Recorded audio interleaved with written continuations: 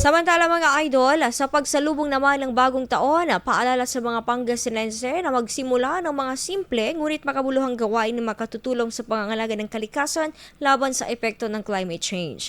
Binigyan din ng Pangasinan PDRRMO ang makayang-kayang climate actions na maaaring gawin sa tahanan at komunidad.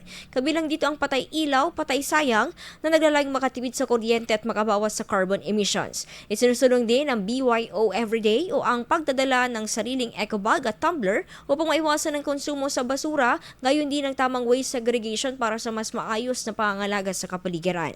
Bahagi rin ng pag-iipon at paggamit ng tubig ulan para sa pagdidilig ng mga halaman at iba pang gawaing bahay.